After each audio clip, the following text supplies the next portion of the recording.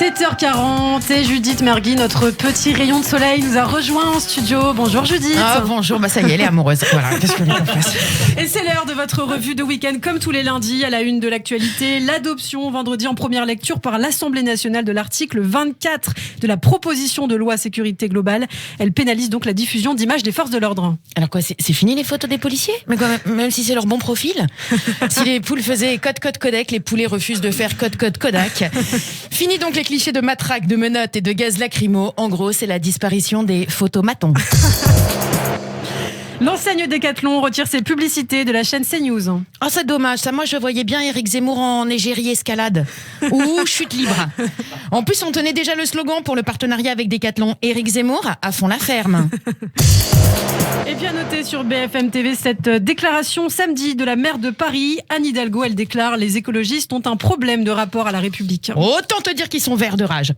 Les Verts, Hidalgo et leur petite saga amoureuse, et nous qui assistons à tout, on dirait les anges de la réalité à l'hôtel de ville.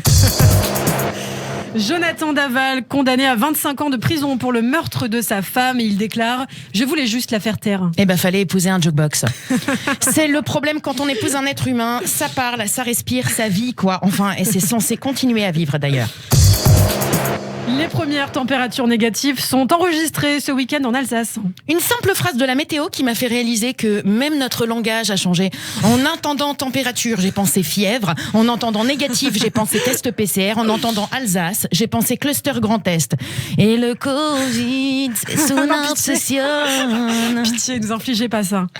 Nouvelle allocution du président Emmanuel Macron prévue demain à 20h. Voilà, donc première information concrète prévue pour 20h25. Avant ça, programme chargé pour le président. 20h, 20h05, blablabla. 20h05, 20h10, démago. 20h10, 20h15, je suis fier de vous. 20h15, 20h20, je tourne autour du pot. 20h25, personne ne sort de chez soi si la merde. Et puisqu'on parle d'Emmanuel Macron, le président dit vouloir mettre fin aux incertitudes des Français et leur donner un cap. Eh ben vas-y Manu, donne-moi un cap, une capote, je prends tout. Non mais je vous dis, je suis passé en mode manche dans le métro, un ticket resto, une petite pièce, je fais pas la difficile. Et vous ressentez donc ces incertitudes dont parle le président? Ah bah niveau incertitude, moi je crois que je suis au max. C'est-à-dire je sais plus quel est mon métier, je sais encore moins quel est mon but dans la vie. Mais le plus triste, c'est qu'avec cette putain de perte de goût liée au Covid, je sais même plus si je suis sucré ou salé. Dans le reste de l'actualité, les tests PCR vont faire partie de notre quotidien et se décliner sous plusieurs formes. Oui, d'ailleurs, pas pour seulement tester le Covid. Tu pourras tester plein de choses avec le test PCR. Tinder va bientôt proposer son PCR, le petit coup rapide. Tu sors positif, c'est que t'es consentant. L'éducation nationale va, elle, proposer son pack PCR, prophète charia et radicalisation. Les élèves testés positifs seront priés de ne pas assister aux cours sur la liberté d'expression. Et ça se décline sans fin. Moi, par exemple, j'ai été testée positive au PCR Michto, Prada, Cartier, Rolex. Par contre, je suis dégoûtée. Je suis sortie négative au PCR, petit cul rebondi. Il faut définitivement que je reprenne les squats.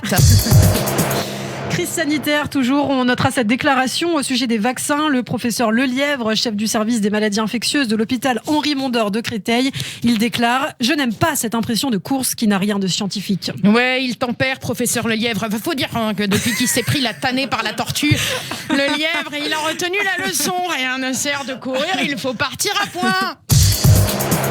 Zoom supprime la limite des appels de 40 minutes pour Thanksgiving. Oh mais chut, oh là là, mais Ilana, faut pas les bruiter, ça. Si ma mère apprend ça, moi je suis foutue.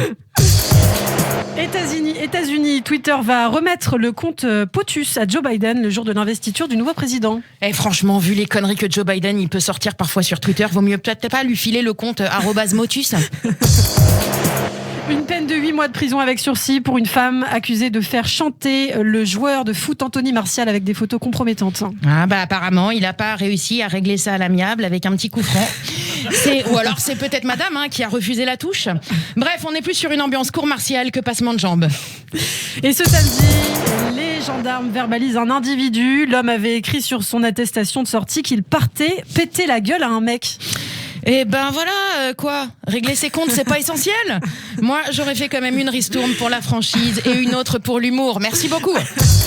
C'était la revue de week-end de Judith Mergui. Merci Judith, très en forme. On est ravis de la retrouver, n'est-ce pas Christophe? On est très ravis et on a hâte de vous retrouver dès demain.